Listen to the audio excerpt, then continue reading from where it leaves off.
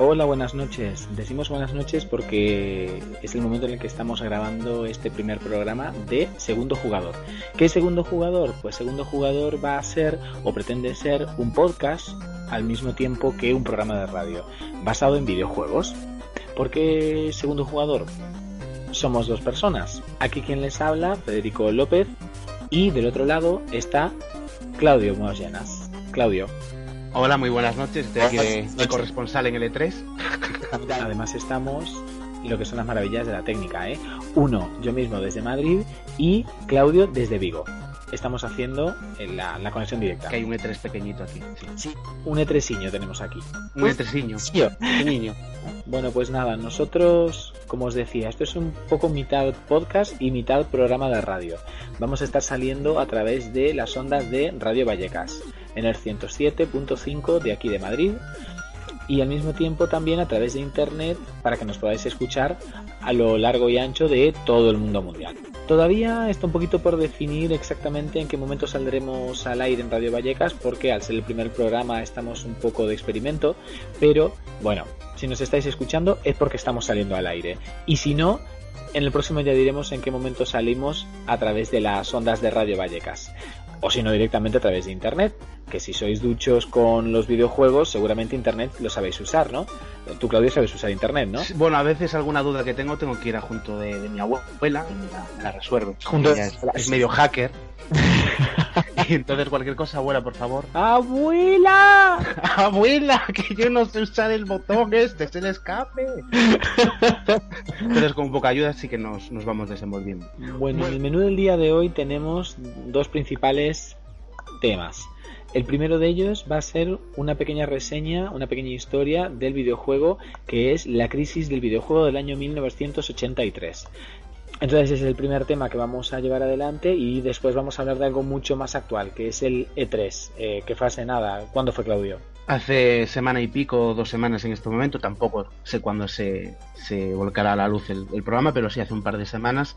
Sí. El E3, y la verdad es que me encantaría poder decir, y sobre todo siendo el primer programa, que fue un bombazo el E3, pero la mayoría de las personas y revistas especializadas, del sector, han dicho que ha sido todo muy seco, como muy ñoño. Se quedó todo, muchas cosas que tenían que haber salido no salieron, otras no eran lo que esperábamos y tal.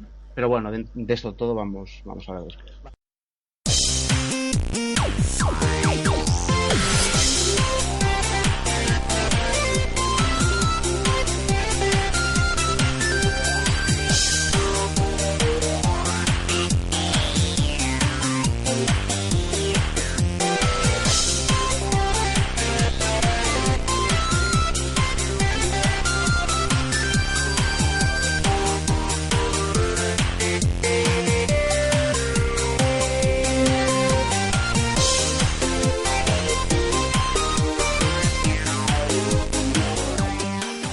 De lo que vamos a hablar es de la crisis de los videojuegos del año 1983, ¿vale? Que está muy relacionada, está más relacionada con Atari más que con nadie.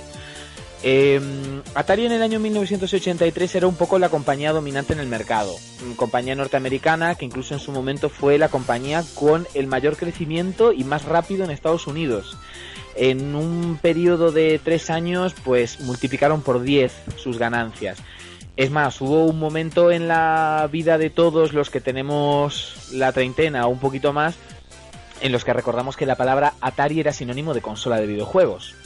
O sea, los niños pedían cómprame la Atari. Era la primera, era el Pong, el mítico Pong del Pong. Sí, es decir, las 2 líneas verticales. Fue la empresa que capitalizó esa fiebre por los videojuegos inicial. Atari es ya la segunda generación de videojuegos. La primera generación se considera que empieza en el año 72, que es cuando salen Pong y todos estos que comentabas, Claudio. Y digamos que la segunda generación se considera que empieza alrededor del año 78-79. Y la banderada es la Atari 2600. Vale, la Atari 2600, incluso yo contar así muy por arriba que en su momento cuando yo era pequeño le había pedido a mis padres que me compraran una consola que en ese momento se llamaba Family Game, que era como la versión coreana de una Nintendo de 8 bits, era como la versión pirata. Me acuerdo, sí. Era la versión pirata. Claro, mis padres como no sabían mucho de videojuegos, o por no decir que no sabían nada, Fueron con toda la ilusión del mundo a un bazar de electrodomésticos y al día siguiente me traen dentro de un paquete la famosa consola. Y yo con toda la ilusión del mundo la abro y me doy cuenta que es un Atari 2600 y casi se me cae el culete de la desilusión, porque yo lo que quería era la Nintendo NES de 8 bits, pero claro, lo típico, que tus padres están tan ilusionados por hacerte ese regalo que a mí me dio no sé qué decirles que no era lo que yo quería. Por suerte, estaba mi hermano ahí, que como es 7 años mayor que yo, tenía un poquito más de conciencia en ese momento, y les dijo a mis padres un poco por lo bajines, oye, que esa no es la consola que él quería. Olvidaos de regalos del Día del Padre y de la Madre para siempre, pero Sí, os va a llevar al asilo antes de tiempo. No. sí. Entonces al día siguiente la cambiaron y cuando me trajeron el Family Game, que era la Nintendo de 8 bits, pues bah, aquello ya fue el despiporre. Pero bueno, yo tuve mi pequeña toma de contacto algo traumática con la Atari 2600. Bueno, tú y muchos. Muchos, ¿no? No eres el único. ¿Qué ocurre? En el año 79 sale la Atari 2600, es un éxito a nivel de Norteamérica, que es un poco como el mercado principal de los videojuegos en aquel momento. ¿Qué ocurre? Todo el mundo se quiere subir un poco al carro del tema de las consolas. Es un mercado muy joven, una industria muy joven, y en ese momento no hay unas reglas escritas. Entonces, uno de los primeros puntos por los cuales empieza a verse la crisis que se va a producir en el año 83 es la inundación que hay de muchas consolas y de mucha competencia entre sí y con los ordenadores personales. Tú, Claudio, tenías también ahí a mano un listado de muchísimas consolas, ¿verdad? Que en ese momento están en el aire. Sí, aquí más o menos, que esto lo puede ver cualquier persona con ordenador, ingresáis a Wikipedia y os pone, así a grosso modo, Atari 2600, Atari 5200, AstroCat Valley, ColecoVision, Coleco Gemini, Emerson Arcadia 2001, este nombre es buenísimo, Fairchild Channel F System 2, cágate, Sí, o sea, eso tiene que ser una maravilla. acordarse. La Mamá, cómprame la Odyssey, F-System Karate 2. Dios mío, tardas más tiempo en decir el nombre al que te la va a vender que en jugar al juego que sea.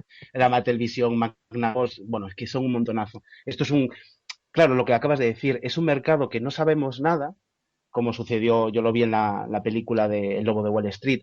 Cuando hay algo que no se sabe cómo va a emerger, hay que aprovecharse sí o sí. Entonces, claro, lo que hicieron es copar demasiado, excesivamente, con muchas consolas, muchos juegos, y claro, no todos eran buenos juegos. No todos eran buenos juegos. Uno de los problemas principales y que empieza a desencadenar toda la cadena de eventos que llevan a la crisis del año 83, uno de los primeros puntos, era que también, como era una industria muy nueva, no se reconocía a los ingenieros y los programadores que estaban detrás de los juegos. Básicamente, Atari, por ejemplo, en ese momento la práctica común era que yo fabrico una consola y yo fabrico los juegos para mi consola. Tengo un ejército de programadores, hago los juegos para mi consola.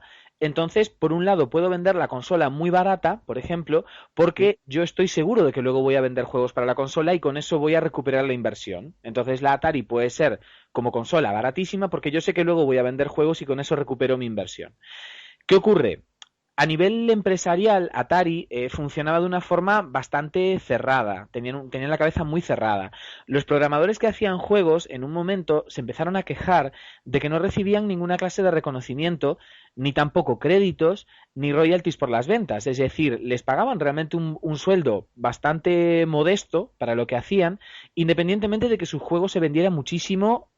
Entonces, ocurre en el año 1979 que se funda la primera empresa, que a día de hoy se llaman third parties, ¿no? Los terceros, que crean videojuegos, una cosa que nunca se había visto hasta ese momento porque cada compañía fabricaba la consola y los juegos. Y sus propios juegos. A partir del año 79, 4 programadores de Atari, que son David Crane, Larry Kaplan, Alan Miller y Bob Whitehead, cabeza blanca, como Claudio y yo, se van de Atari para formar su propia compañía, que es Activision. Activision, que es un nombre conocido para los que sabemos de videojuegos, es la primera empresa third party que produce juegos para Atari. ¿Vale? Entonces, claro, ahí se produce un problema, y es que, como decía antes, Atari vende las consolas a un precio muy por debajo del precio de producción porque suponen que van a recuperar el dinero con los juegos que vendan. Pero claro, si se nos mete una tercera empresa, esa empresa compite con nosotros y de los juegos que ellos venden nosotros no recibimos ni un duro. Aparte había sido una de las cosas que incluso a día de hoy más estaba discutida de quién es, o sea, el porcentaje que se lleva el desarrollador, el que se lleva el distribuidor, la compañía que ofrece el sistema operativo o la consola. Y había sucedido con el, no sé si te suena un poco, un shooter que se llama Metro, Ajá. que está el Metro 2033 y posteriormente sacaron el Last Light. A mí la verdad es que me hizo mucha gracia, porque habían dicho que los desarrolladores, Fora Games, pues que no tenían sillas, que lo único que pedían es que no nos subáis el sueldo, por favor, pero comprarnos sillas Darnos nuevas que sí. estas son una mierda. Sí, bueno, pues tal fue el auge que Metro 2033 había sido juego del año, había tenido muchísimas ventas, pues Metro Last Light superó con creces todas las ventas que había tenido el primer juego La gente lo de la compró por saga. pena, porque no Sí, tenían por sillas. pena para que se compraran así o lo que sea. No, yo creo que el juego era muy bueno. Lo que pasa es eso, que la gente pretende ganar dinero cuando no son realmente los desarrolladores, porque los distribuidores de los videojuegos ganan muchísimo más que la persona que en sí hace el videojuego. ¿Qué ocurre? Atari en ese momento, como ve que el negocio se le escapa de las manos, demanda a Activision directamente. No sé exactamente bajo qué argumentos, pero bueno, lo cierto es que los juzgados que tratan ese caso dicen que no, que las third party son perfectamente legítimas y que cualquiera con acceso a la consola puede al mismo tiempo generar juegos para ella. ¿Qué Ujú. ocurre? En ese momento, lo mismo que pasaba con las consolas, que teníamos una inundación de consolas compitiendo entre sí, ahora se abre la veda para que empresas que no son Atari creen juegos y ahí, bueno, empieza la catarata de empresas que empiezan a fabricar juegos y empresas incluso que no tienen nada que ver con la empresa del videojuego. Dos ejemplos muy famosos de empresas que no tienen nada que ver con el sector y que se ponen a hacer juegos como churros simplemente para vender son, por ejemplo, Quaker, los productores de cereales, y Purina, Eso no me sonaba, lo de Quaker, Dios mío. y Purina, que son los que hacen alimento para perros. Ese sí, lo de Purina lo había escuchado como leyenda urbana, después investigué un poco y me di Pues sí que cuenta que es era verdad. cierto. Tienen un juego para Atari 2600 que se trata básicamente de conseguirle comida al perro. Imaginaros lo divertido que tiene que ser. Lo que ocurre es que la gente pierde mucho la confianza en los juegos. En ese momento no hay ningún control de calidad sobre los juegos. Es decir, Atari, por ejemplo, ni ninguna de las otras fabricantes de consolas tienen establecido ningún sistema de calidad. ¿Por qué? Porque hasta ese momento ellas mismas producían los juegos. Ujú. Entonces, nunca se plantean, no se habían planteado hasta ese momento establecer un sistema de control de calidad. Entonces, cuando empiezan a florecer todas estas empresas a producir juegos, no hay ningún control de calidad. Hacen juegos y llenan las estanterías de juegos de dudosa calidad, es decir, nadie los controla. Entonces el tema es sacar dinero rápido. Entonces, pues crean juegos de todo tipo. Y en ese momento tampoco hay una prensa especializada como hay a día de hoy. Internet prácticamente ni existe. Entonces, claro, la gente en base a qué compra los juegos. En base al dibujito de la portada, en base al color de las letras, en base al boca a boca. Es muy riesgoso incluso comprar un juego, porque nadie sabe cómo es. Toda esa burbuja de muchísimos juegos, todo eso empieza a bajar. Había ocurrido también el caso cuando había salido la PlayStation, Sega Saturn, Nintendo 64. ¿Te acuerdas de Sí, esa esa década época. prodigiosa, no?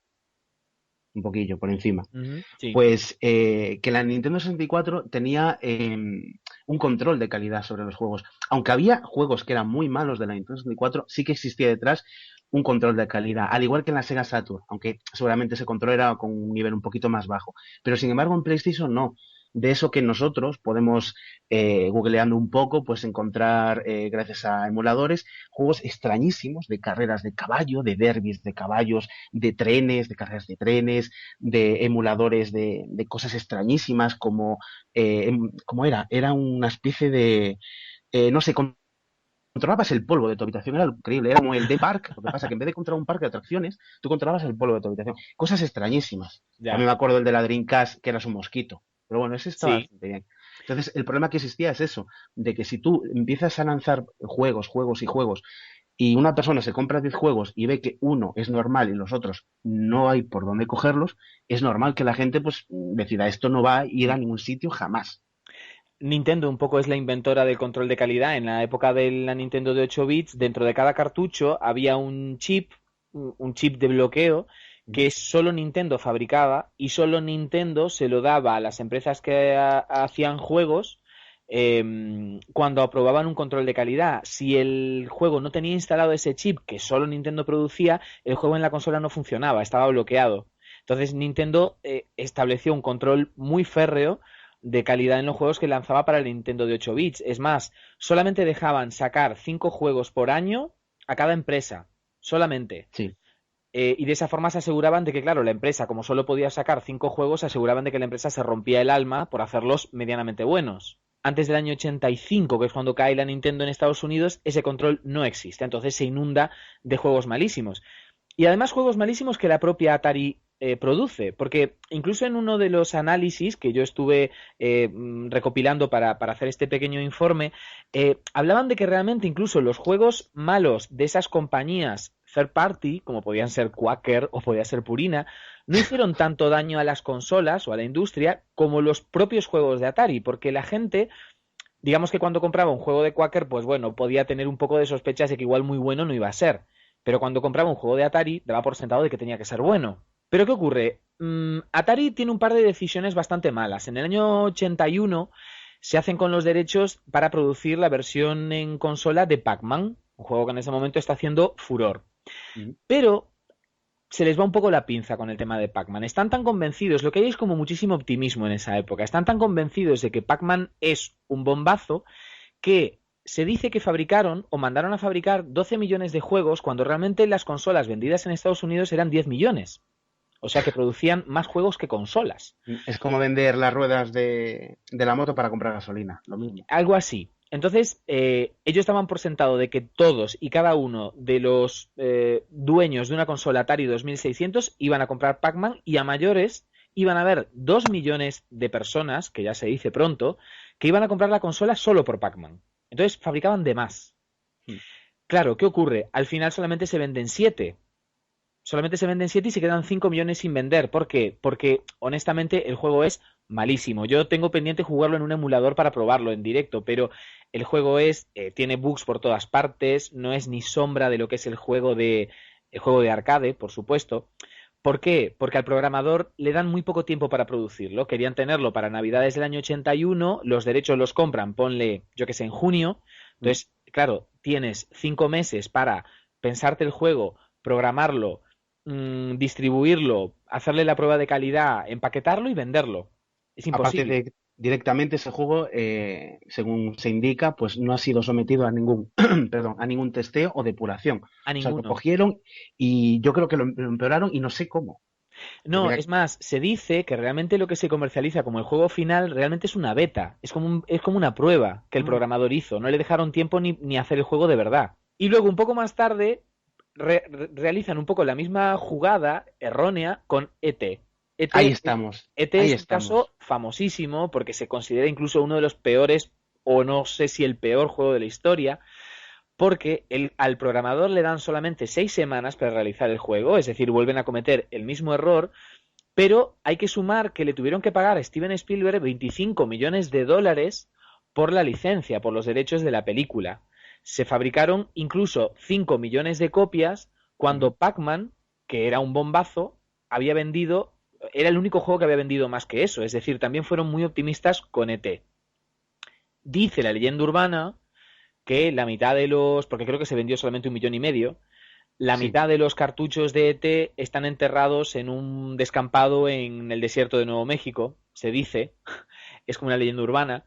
Hombre, yo creo que vi un vídeo donde lo desentierran. Lo que pasa es, no sé si es un montaje, pero hace unas semanas salió de que un grupo de personas se fue hasta un desierto a ver si encontraban y yo las imágenes que vi es que quitaban algo, pero y que lo iban a vender por eBay. No sé si era un montaje, tampoco me puse a indagar, pero yo es lo que Bueno, vi. vendiéndolo por eBay tiene que ser un bombazo. Un cartucho de ET desenterrado de Nuevo México tiene que ser la pera limonera, Tío, ¿va? tío, y seguro que funciona Y seguro aún. que funciona, Sí, porque sí. esos cartuchos eran durísimos. De todas formas, no es, a pesar de que es leyenda urbana y no está del todo confirmado, sí es cierto que en ese momento se produjeron millones y millones de cartuchos que no se vendieron y Ujú. sí está probado que los distribuidores cuando compraban cartuchos y no los podían vender, a veces no había sitio donde almacenarlos y realmente sí es cierto que terminaban en basureros. Un poco la última pata de la crisis, y ya que va desencadenando todo este castillo de naipes que se va cayendo, es que a mayores en ese momento hay una regla un poco rara que luego cambió,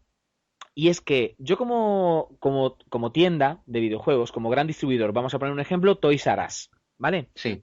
Yo voy y me compro 5 millones, por exagerar un poco, 5 millones de cartuchos de ET. Si yo vendo 1 millón, los otros 4 millones se los devuelvo al fabricante. Es decir, yo no me hago cargo del coste. Entonces, ¿qué ocurre? Aprovechando la fiebre de los videojuegos, evidentemente eso es una práctica que a día de hoy es impensable, nadie lo hace, pero en ese momento se hacía. Entonces, las tiendas que vendían, las grandes tiendas de electrónica o de juguetes, compraban cantidades enormes de videojuegos, porque claro, para ellos no era un riesgo, porque el videojuego que no vendieran lo devolvían. Los fabricantes fabricaban según demanda de las tiendas, pero las tiendas estaban pidiendo muchísimo más de lo que iban a vender. Parece una cosa como muy tonta, pero nadie se daba cuenta. Bueno, en el fondo, en ese momento, ya que el videojuego era como un mundo aparte y que no se sabía tampoco mucho, era lógico, no Mm. digo que esté bien hecho, ¿no? Pero digo que era lógico que tú a un gran almacén le dijeras, mira, vende este producto y tranquilo, que lo que no venga, lo que no llegues a vender, te lo cogemos de vuelta. Claro. Tampoco se esforzarían mucho por venderlos, porque no era ningún riesgo. Quiero decir, vale, tengo aquí 50.000 cartuchos que se están muriendo del asco. ¿Qué más me da? ¿Qué más me da si se los voy a devolver al fabricante? Sí, es cierto. O sea, tú ahora vas a Entonces, Game, mira este juego, qué bueno es, toma, cómpralo, cómpralo, te pago la claro, mitad. Y no, antiguamente era, pues me da igual.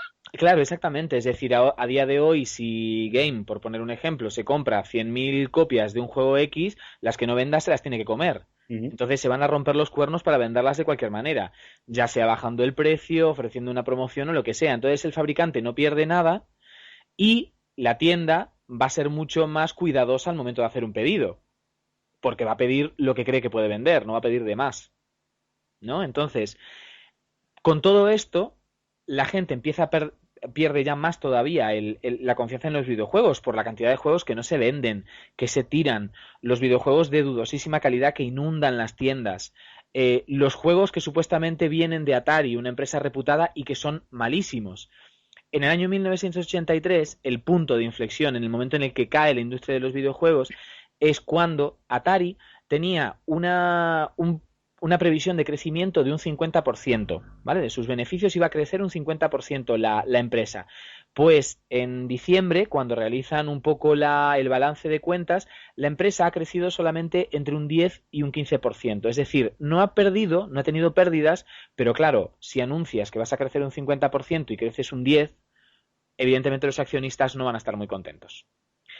Lo que ocurre es el día 7 de diciembre de 1982, cuando la Warner, que era la dueña de Atari en ese momento, publica que sus beneficios para ese año han sido de entre el 10 y el 15% en lugar del 50% anunciado al principio. Las acciones de Warner, ya no solo de Atari, sino de Warner como empresa, caen de $51 por acción a 35, es decir, tienen una caída del más del 30%. Todo empieza a quedar cancelado, la gente está un poco harta ya del tema de los videojuegos, las empresas pierden dinero a palas con el tema de los videojuegos y la producción cesa prácticamente por completo de la industria del videojuego. Ocurre en el año 84 que un poco, aprovechando que Norteamérica está de capa caída, aparecen los japoneses, porque en Japón la crisis no llega. Japón, bueno, sigue disfrutando de un mercado del videojuego mucho más pequeño, pero más estable, donde no hay crisis. Y en Europa otro tanto de lo propio.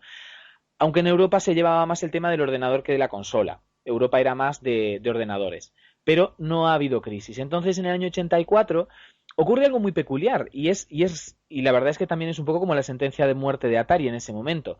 Una pequeña empresa japonesa, en ese momento, que acababa como quien dice de empezar con el tema de los videojuegos, que era Nintendo, empieza a negociar con Atari porque quiere que Atari sea la distribuidora de su Famicom, que es la Nintendo de 8 bits, en Estados Unidos. Le ofrecen eso, mira, nosotros tenemos una serie de consolas aquí en Japón que están yendo muy bien y queremos venderlas en Estados Unidos, pero como no tenemos experiencia, pues nos gustaría que fuerais vosotros quienes vendierais la consola. Pero en ese momento Warner está tan asqueada del tema de los videojuegos y le ha ido tan mal con Atari que le dicen a Nintendo que no. Nanai de la China. Que Nanai de la China, que ellos no se van a encargar. Nintendo, como de todas formas cree que ahí hay un negocio lucrativo que hay que explotar y deciden arriesgarse, pues desembarcan, como quien dice, en soledad en Estados Unidos y el resto es otra historia.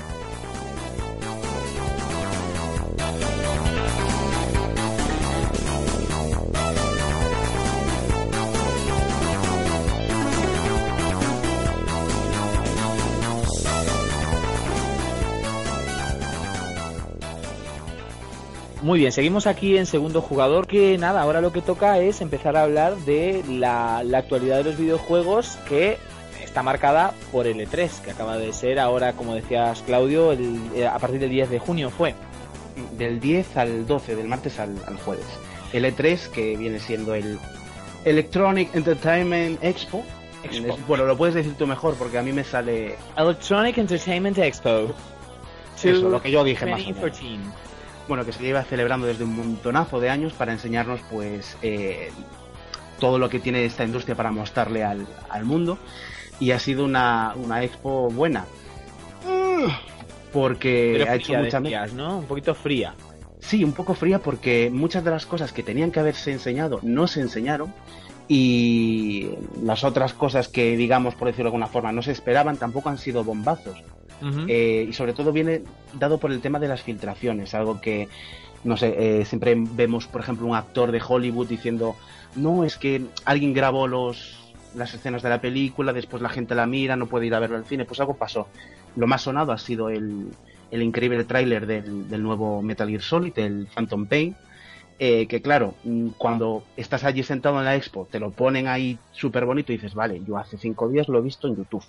Claro. Entonces, claro, ¿qué ha sucedido? Pues que mucha gente ha habido un poquito, pues vengo aquí a dar una vuelta, me hago una foto con Jessica Nigri con el cosplay del Assassin's Creed y poco más.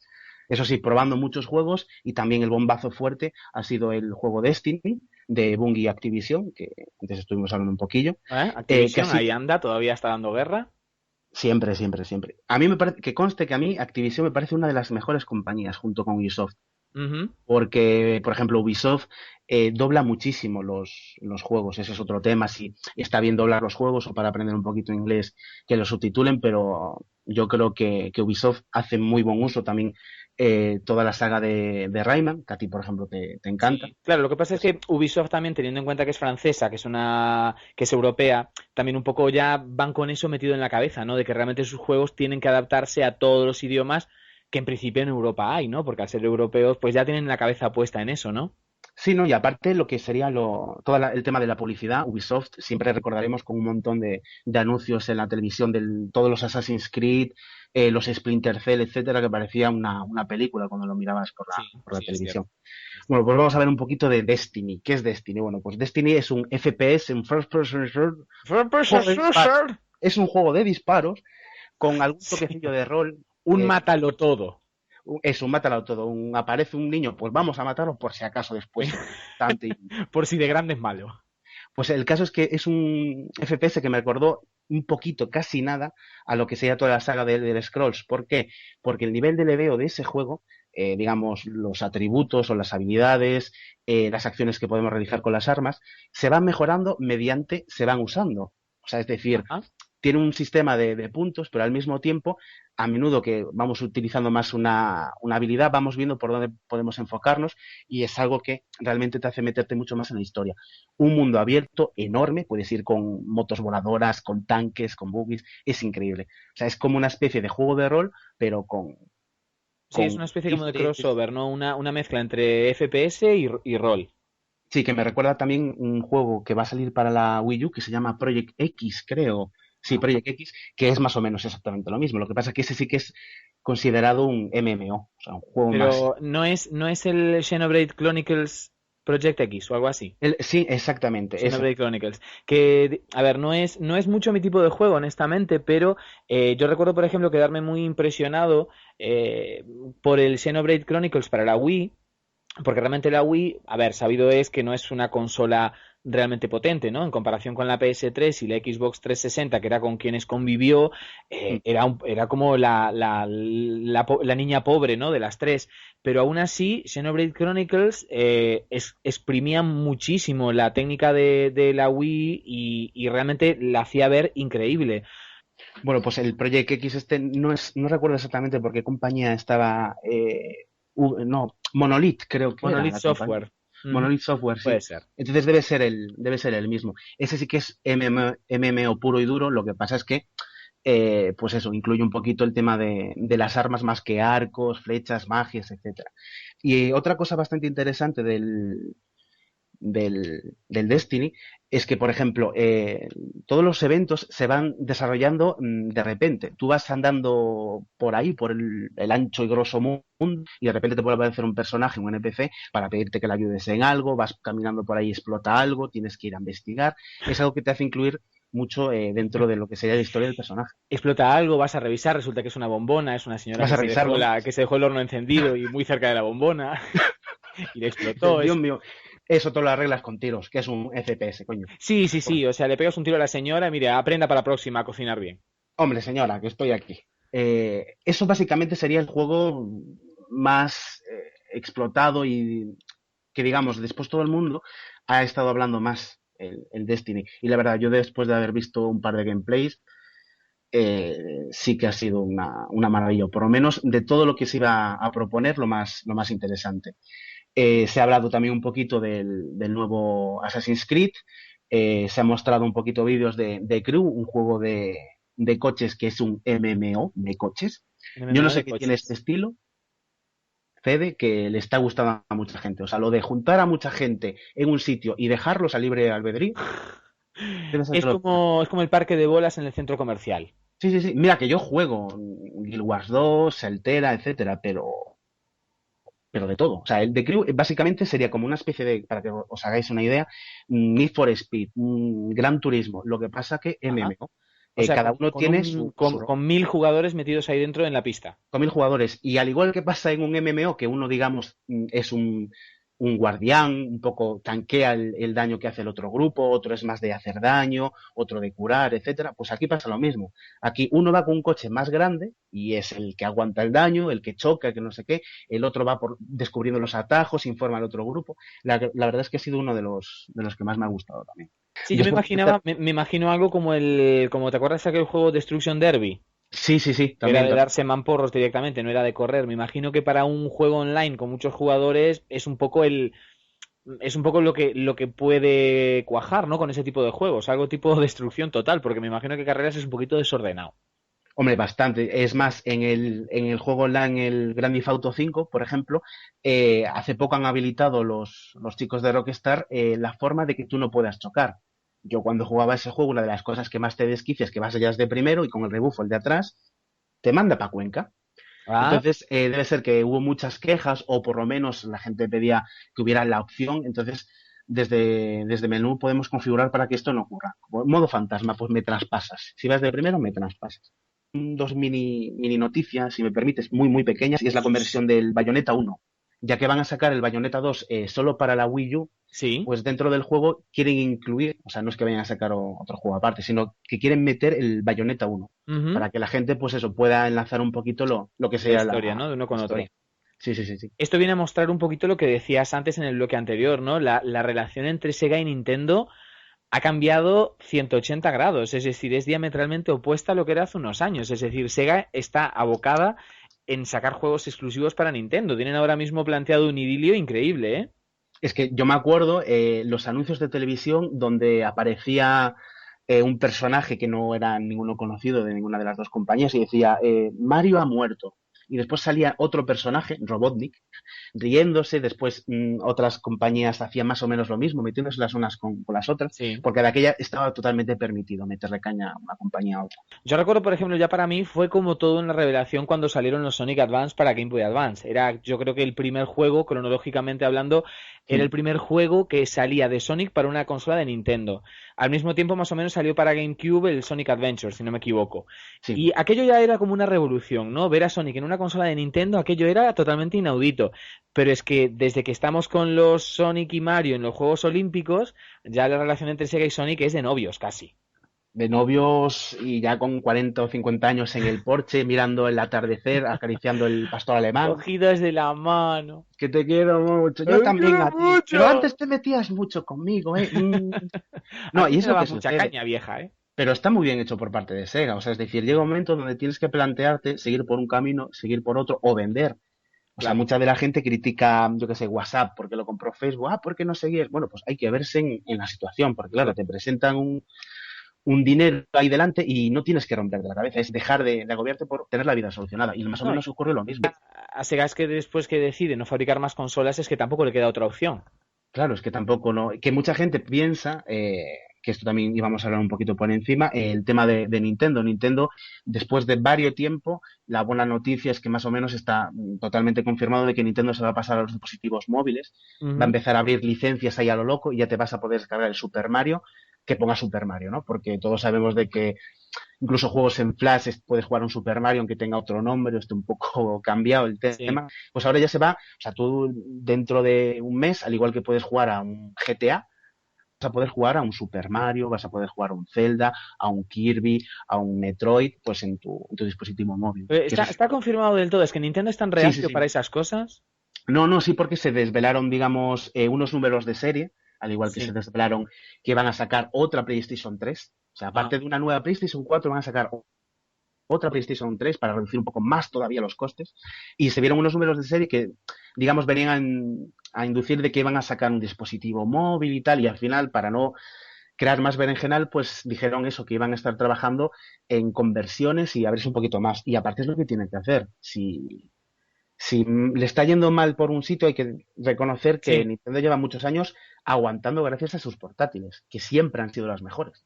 Y aparte, ahora lo que le salva mucho a Nintendo es políticamente las cagadas que ha cometido Microsoft con Xbox, todo el tema del Kinect, que tiene un montón de jolgorio el tema. Pues claro, Nintendo se ha encontrado con que está a día de hoy en Estados Unidos y en Europa a los mismos números que tiene Sony con su PlayStation 4 de ventas y de tercera Xbox, cuando eso era impensable hace un año o dos. Pues Ujú. ahora mismo Nintendo Wii U está a la misma altura en ventas, quizás un poquito por debajo que Claro, la PlayStation el 4. Y problema, el Xbox, problema es que realmente, claro, a pesar de que a día de hoy estén a la misma altura, es cierto que Wii U nació un año antes que Play 4. Entonces, claro, digamos que la velocidad a la que creció ha sido muy, muy lenta y no ha terminado de colmar las expectativas. Es decir, lo que Nintendo preveía que para este momento deberían tener por lo menos unos 10 millones de consolas vendidas y creo que apenas llegan a 6 y poco. claro, bueno, esa es otra cosa de que muchas veces nos creemos que por tener un renombre en el mundo de este sector va a ser así y no, porque Sony se sacó a la PlayStation debajo de la manga y a día de hoy está considerado por muchos, en los cuales me incluyo, la mejor, haciendo media de todo, digamos, por número de juegos, calidad de juegos, etcétera, periféricos, yo creo que es la mejor PlayStation, Ujú. la uno, ya está. Pero es, Sí, es sí, sí. básicamente por eso, se hizo un nombre y abarcaba mucho. Es una consola que abarcaba mucho y en comparación con los precios de las otras, de sus rivales, cuando salió la PlayStation, no sé si eran 65.000 pesetas y la Saturn 85. Ujú. Sí. Y después cuando salió, claro, estaban más abaratadas. Cuando salió la Nintendo 64 había salido a 40.000 pesetas de precio. Y siempre se mantuvieron ahí. El tema es ese, saber por dónde ir moviéndose un poco. Sí, Nintendo no ha dejado de cometer los mismos errores una y otra vez. Ese es el problema. Parece que no aprenden y lo digo con todo el dolor del alma porque tú sabes, Claudio, que yo soy nintendero a muerte, A muerte. pero es cierto. Es decir, hay determinados errores que si te pones a leer, por ejemplo, un poco la historia de la GameCube, es como que con la Wii U lo vuelven a repetir. Con la Wii tuvieron un poquito más de suerte por el tema de la novedad, pero realmente los errores a la hora del marketing de la consola, de la relación con las empresas que producen videojuegos, es repetir los mismos errores una y otra vez. Pero bueno, a ver qué Bueno, tal lo van llevando ahora. ¿tú te acuerdas del Virtual Boy, por ejemplo? Sí, sí, Bueno, bueno, de oídas. eso, bueno, pues yo de verlo y ver el anuncio que se había emitido, eso no había por dónde cogerlo. Y sin embargo, ese tipo de cosas han sido los que han logrado a Nintendo crear el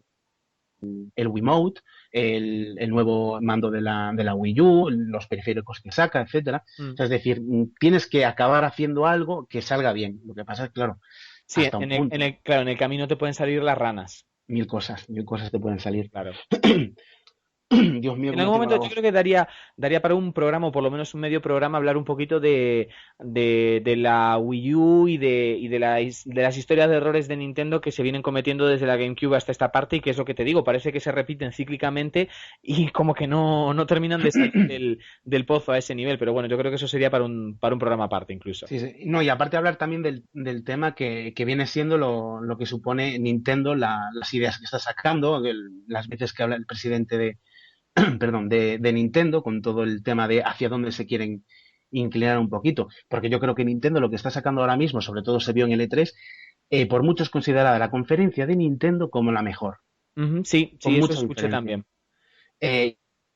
¿Y por qué es? Pues por el tema de que se tienen que renovar, tienen que moverse un poquito. Entonces, la gente lo que hace es, me voy a comprar la PlayStation 4 o me voy a comprar la Xbox. Y si me compro una segunda consola, a ninguno se le va a ocurrir el tema de comprarse la competidora. Compra la Wii U. ¿Por qué? Porque Nintendo, Claro. desde la Wii sobre todo, incluso desde la GameCube, podríamos decir, Ujú. ha sido una consola de segunda, ¿no? Porque Sí, sí, de muchas de las personas, diferenciarse, ¿no? Claro, sí, es claro, como ahí que está. se entiende lo que dices, ¿no? Si yo tengo una Play 3, comprarme un Xbox es casi como más de lo mismo. Entonces, Sí, si ya tengo exactamente. una Play 3 o una Play 4, pues casi mejor me compro una Wii U que por lo menos me ofrece algo diferente. Y aparte estamos hablando existen muchos compradores. Existe el que solo tiene una portátil porque le da más uso, el que solo tiene una sobremesa, el que tiene un PC y una sobremesa, etcétera. Pero mucha de la gente, y aparte de la que suele tener un desarrollo económico, digamos, para poder comprar muchos juegos, que es las compañías, a las personas que les interesa, son las que se tienen más de una consola, porque muchas de las personas, pues, si pueden, pues me voy a comprar un juego al mes, pero si me puedo coger dos, me cojo dos. Y lo mismo pasa con las consolas. Pues no voy a gastar mucho este tipo de consola porque solo me ofrece, yo qué sé, shooters o juegos de rol y voy a coger Nintendo porque hay plataformas y las Claro. otras no me ofrecen este tipo de género. Ujú, claro.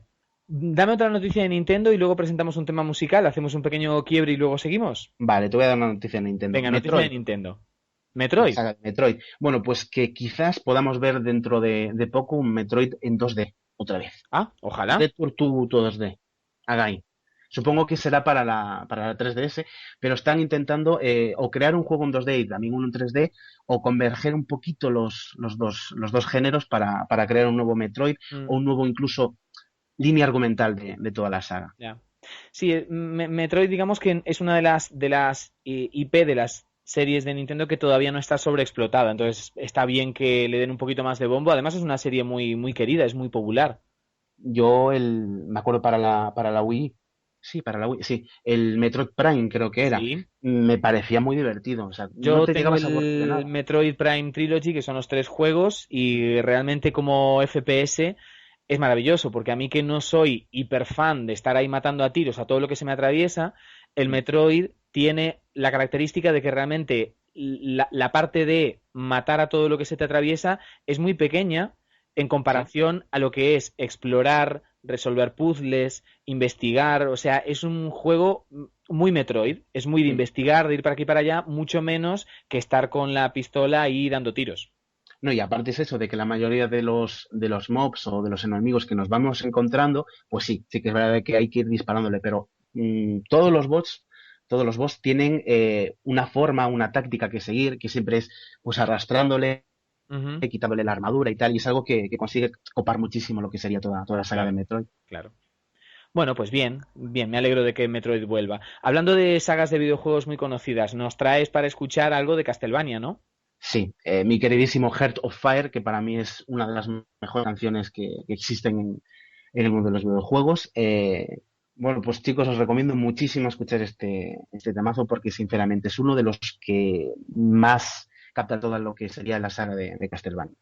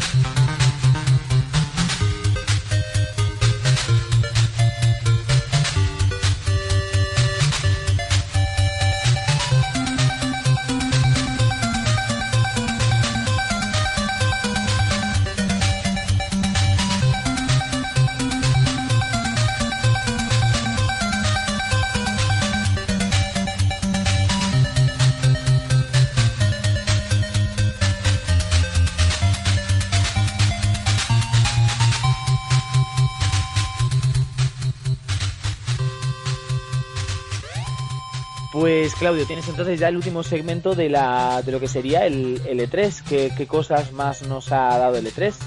Bueno, pues vamos a hacer así un pequeño engrosado de, digamos, los juegos más. Ay, qué rico, un engrosado. Venga. Engrosado. ¿Eso se come? Bueno, pues venga. De los juegos, digamos, que más han llamado la atención, que aparte del Destiny que comentábamos antes, ha sido un juego muy extraño, por llamar de una forma. Yo le llamo Music, porque yo todos los juegos de música les voy a llamar Music, que se llama Fantasia Music Involved, creado por Harmonix y Disney Interactive. Yo al principio, cuando leí el título y antes de ver nada del juego, pensé que era el juego de Fantasía, la película de Disney con Mickey de música clásica, etcétera, pero no. Básicamente consiste en un juego que hace uso del Kinect de Xbox, donde nosotros nos ponemos enfrente a la consola y mediante unos pequeños gestos que ya nos indican, tenemos que crear música o ir siguiendo la música con unos efectos. A priori parece una tontería, y el caso es que el juego es una tontería, sí, pero es muy bonito. Eso no se lo quita a nadie. Es el típico juego de que no lo puedes explicar, tienes que verlo, y sí que lo recomiendo, por lo menos si podéis veros un poquillo, porque originales. Sí, bueno, como los juegos estos Just Dance, realmente el concepto como tal es una tontería, sí, pero puede ser muy divertido. Exactamente, que al final son ese tipo de juegos que sobre todo cuando hacemos un poquillo de vida social y tal, pues son los que más acabas sacando y más horas exprimes. Pues ¿Vida social? Creo que ¿Es eso? Fantasía puede ser uno de ellos. ¿Qué es eso, vida social? ¿Eh? ¿Vida social? No sé. ¿Qué es eso? No, matadla. Quien sea, matadla, por favor. Bueno, Titanfall es otro de los juegos que ha reventado totalmente, o sea, era de los juegos donde más colas había para... Ah, ese es el juego de Tita Cervera, ¿no?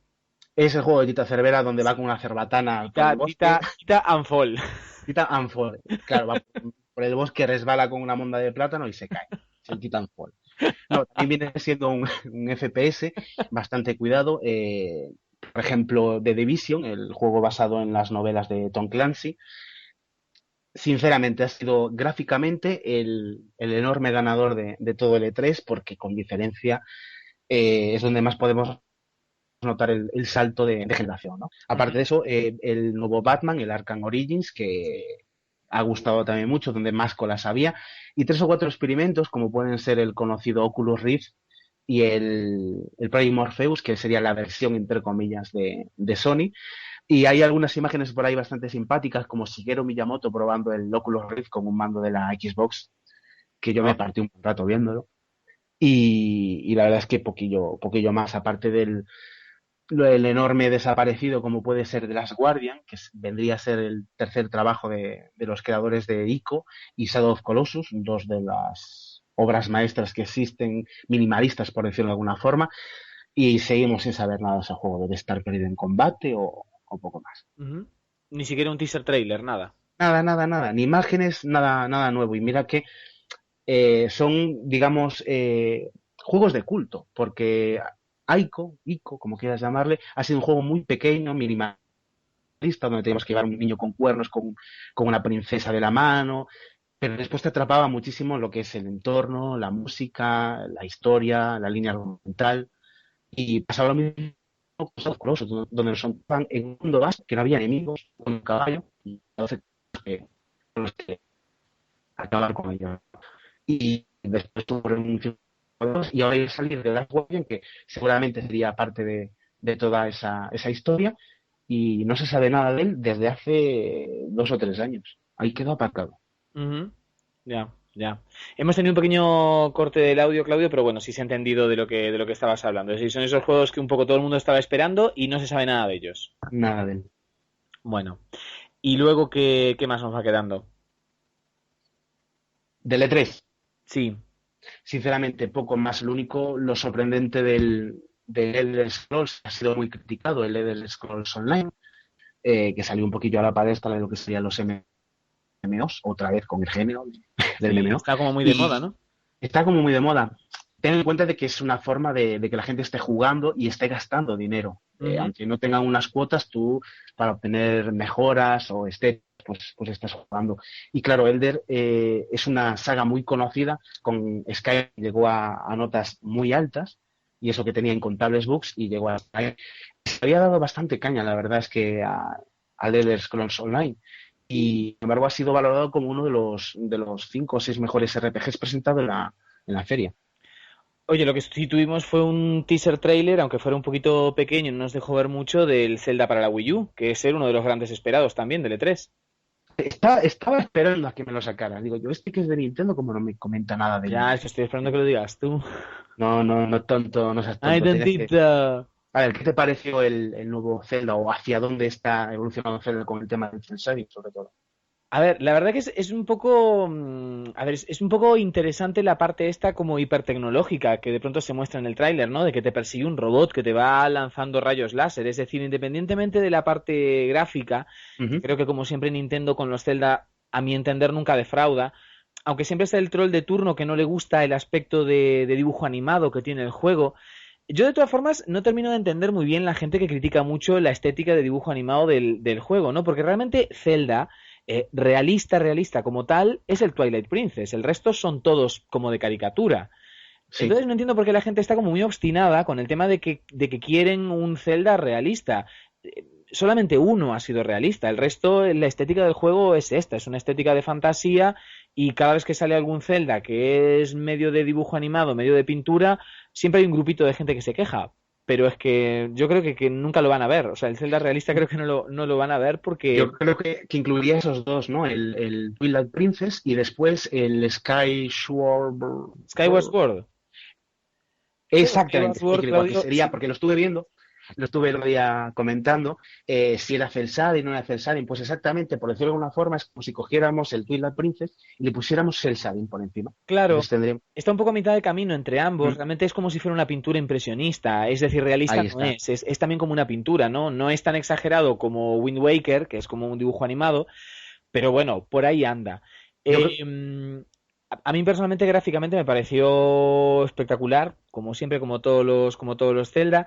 Eh, Parece que tiene mucho potencial el tema de tener un mundo totalmente abierto, porque según lo sí, que dice Eiji Aouma, que es el director del juego, ahora en lugar de tener, digamos, un mundo central y acceder a diferentes sitios por puertas predeterminadas, digamos, ahora lo que tienes es como un mapa enorme que puedes recorrer a tu antojo, como si fuera un Grand Theft Auto, una cosa mm, así, ¿no? Tienes un mapeado enorme y puedes acceder a las mazmorras y a los sitios por diferentes sitios, bueno, como si fuera un mapeado real, vamos, un tipo Skyrim, una cosa así. Entonces creo que sí. por ahí tiene mucho potencial y la parte gráfica es muy, vamos, es muy Nintendo, es muy Zelda. A mí no me sorprenden ni para bien ni para mal. Es decir, yo me esperaba algo más o menos así y me ha gustado mucho. Pero creo que donde le van a meter un poquito más de caña es en esa forma nueva de explorar el mundo y bueno, y a ver, que nos sorprendan con eso. El tráiler te deja realmente con muy poco, porque es un teaser trailer de estos de un minuto, que no te dejan Bueno, realmente ver, pero ver si te mucho. deja como muy poco, puedes ver un vídeo que aparte me lo recomendaste tú, que son 45 minutos de hierba moviéndose, nunca Sí, lo hubiera definido precioso, mejor. precioso. O sea, para dormir, Para ponérselo, está muy bien. son 45 minutos de hierba moviéndose. Sí, espectacular. Así que eso, a mí me ha gustado. A mí me ha gustado, pero bueno, tampoco ha dicho mucho. No, Ah, no. no, a mí simplemente sé que suena muy, muy estúpido y seguramente es un comentario muy estúpido, como viene siendo siempre en mí, pero me resulta raro que Link vaya de azul. Es lo único que me ha resultado Sí, raro. sí, O sea, pero la bueno, tecnología tener en que cuenta que lleva con las siempre flechas al, me al resulta principio bueno. del juego, al principio de los juegos, por ejemplo, pasó lo mismo en Skyward Sword. Al principio del juego no vas vestido de Link. Y en Twilight Princess lo mismo, vas vestido como de chico de pueblo. En un momento del juego es cuando adquieres el ropaje. Por lo tanto, probablemente lo que están mostrando es una escena que ocurre muy al principio del juego. O no. O igual O es el jefe final, no se sabe. hay gente que incluso duda de que lo que estamos viendo en el tráiler sea Link. Piensan que es una chica. Porque lleva Eh, lleva una coleta. podría ser, me refiero a que mucha gente no es que se sienta decepcionada, sino que se esperaba ver lo que se mostró en la demo del motor gráfico de Wii U, donde podíamos ver a Link andando con un Sí, histograma en un templo. peleando con esa araña enorme. Exactamente. Sí, probablemente esperaban eso. Y luego de Nintendo lo único que me quedé también es con un pequeño juego que más que un juego parece un microjuego que es el Mario Maker. Es como un juego para hacer tus propios escenarios de Mario. Puede estar divertido, pero bueno, parece más un microjuego que un juego como para darle tanto bombo y platillo, ¿no? Seguramente sea algo para la consola virtual, ¿no? Sí, Para, probablemente. Yo por creo que no ejemplo, va, no creo que vaya en disco físico porque no creo que valga la pena. Quiero decir, es por ejemplo como los NES Remix. Los NES Remix son juegos muy divertidos para la Wii U, o sea, muy, muy divertidos. Yo tengo los dos. Cuestan 10 eurillos cada uno, pero claro, creo que en Japón van a sacar un disco, pero con los dos juntos. Pero con los realmente dos. son juegos más para descargar y jugar. Entonces, Claudio, ¿algo más reseñable o ya vamos acabando por aquí el tema? No, ya vamos acabando y poniendo la cancioncilla, ¿no? Así descansamos un poco la garganta. No. Bueno, nos queda entonces ya un poco para despedirnos el último tema que nos trae, que nos trae es que además que es de un juego así como muy oscuro, un juego de estos piratillas de la última época de la NES, ¿verdad? Sí, creo que por muchos está considerado como una de las mejores canciones de uno de los peores videojuegos. O sea, Porque lo la mejor cierto es que canción del peor juego. sí, mucha gente sí, porque a ver, la canción no es que sea ninguna maravilla, pero sí que es una melodía que se queda muchísimo en el oído. Y el juego era muy, muy malo. O sea, eres un hombre, medio chita. Esta especie de Cheetah. felino, ¿no? Somos los Sí, los Cheetah. Cheetah y aparte no el uno sino el 2. Estamos hablando del Cheetah Tuvo 2. continuación y todo. Estuvo con Vaya, o vaya. sea, no era lo suficientemente malo que se Que tuvieron que tuvieron que volver hacer a otro. dar contra el muro. Tuvieron que hacer otro más malo. Muy Sí. bien, Claudio, pues entonces con las canciones de los Cheetah nos vamos a ir. Muchísimas gracias por haber participado conmigo. Espero que sea por muchos más. Esto que ha sido casi Igualmente. como un experimento, si sale bien, esperemos que sea por muchos más. Vale, y si sale mal, es tu culpa. Es mi culpa, como siempre. Exactamente, lo sabes. Así que nada, nos estaremos escuchando entonces la semana que viene con más videojuegos aquí en Segundo Jugador. Así que nos vamos con los Cheetah y nada, Claudio, un abrazo y nos Un escuchamos la semana que abrazo. viene. Hasta luego. Adiós.